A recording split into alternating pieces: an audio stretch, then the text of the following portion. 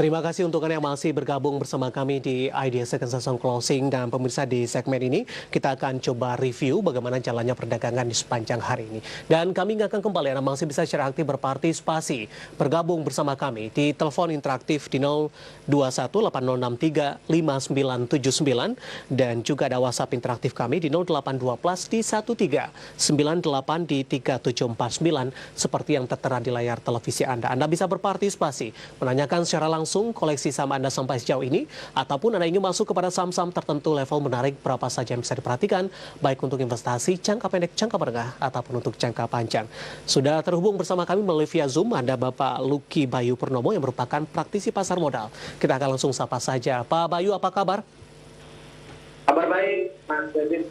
Terima kasih, Pak Lucky. Pak Lucky Bayu sudah meluangkan waktu di IDX Channel. Indeks harga saham gabungan ditutup di zona merah, Pak, di penutupan sesi kedua hari ini.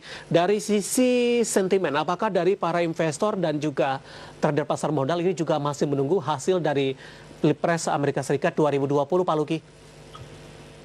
Ya, pertama tentu pasar memberikan apresiasi terhadap volatility. Artinya pada momen ini, kalau kita perhatikan, sebenarnya pasar sedang menunggu bagaimana kinerja dari perhatian pasar yang dihubungkan dengan prospek ekonomi dan investasi.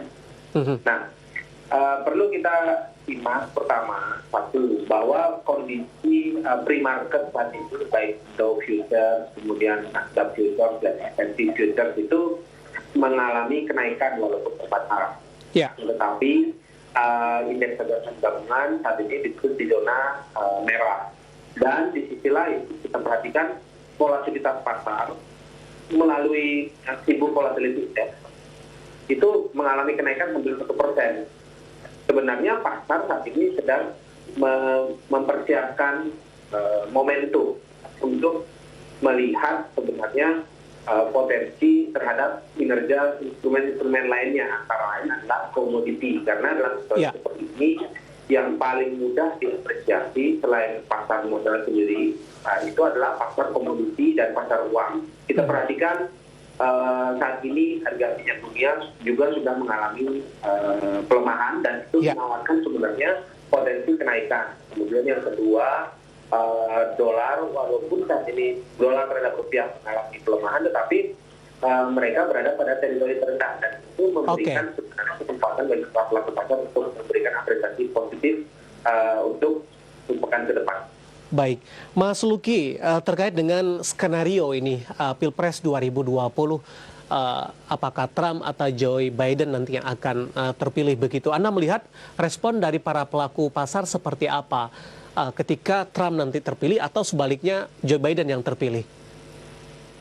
2016 lalu saya juga terlibat dalam salah satu diskusi di stasiun TV untuk membahas pada waktu itu Donald Trump dan Hillary Clinton. Nah, memang pada momen tersebut hampir seluruh pelaku pasar memperkirakan Hillary Clinton yang memperoleh kemenangan karena riwayat sebelumnya sudah berada di lingkaran pemerintahan. Tetapi dengan skenario saat ini yang pasar sudah melihat bagaimana problematika, bagaimana sentimen, kemudian volatilitas pasar ketika Donald Trump menjabat, tentu pasar ini mempertimbangkan skenario berikutnya. Nah, menurut pandangan saya, dari beberapa negara bagian yang ada di Amerika, memang Pennsylvania itu menjadi salah satu kunci untuk memenangkan hasil Pilpres ini karena Donald Trump cukup mengalami kendala dalam memperoleh dukungan di situ.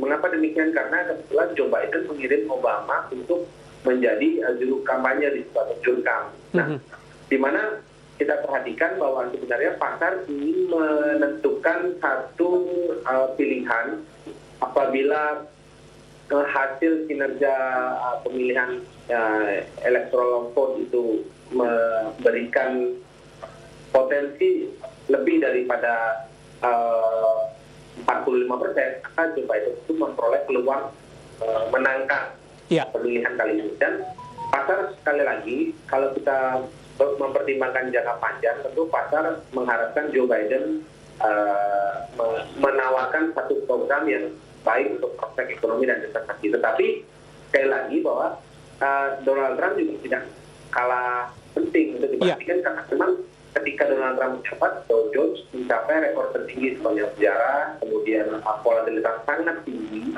dan banyak sekali reaksi pasar yang sangat pragmatis atau bersifat sangat spekulatif.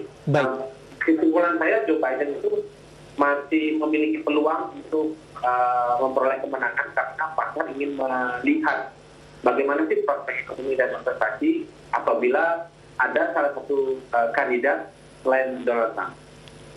Baik, Mas Luki, ini sebelum keluar hasil dari Pilpres Amerika Serikat 2020, kemana arah pergerakan indeks harga saham gabungan dalam jangka pendek?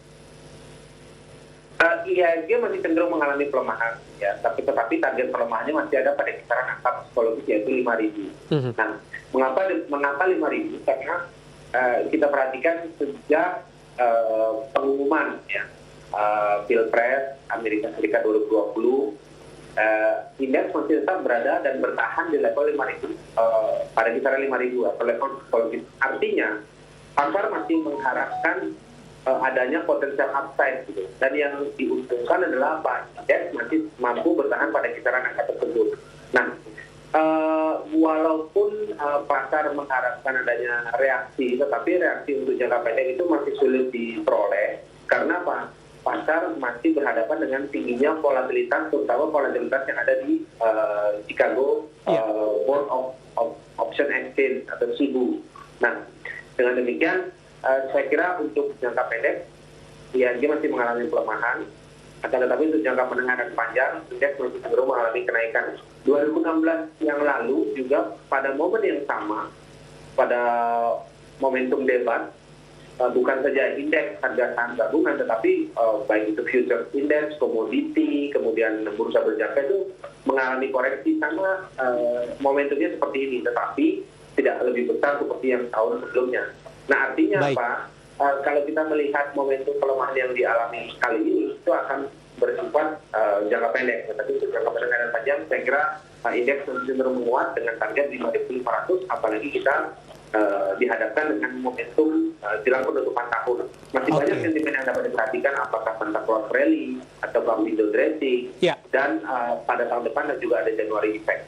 Baik, dari rotasi pergerakan sektoral Pak Luki, pertambangan hari ini memimpin begitu. Ada Antam dan Inco yang mengalami penguatan signifikan. Ini terkait kinerja mereka di kuartal ketiga di 2020 yang sangat-sangat mengalami penguatan yang signifikan terkait dengan kenaikan harga komoditasnya. Bagaimana Anda melihat prospek dari emiten yang ada di sektor ini, terutama Antam dan juga Inco, Pak Luki? Dan kebetulan ini juga listed company saham kita untuk hari ini.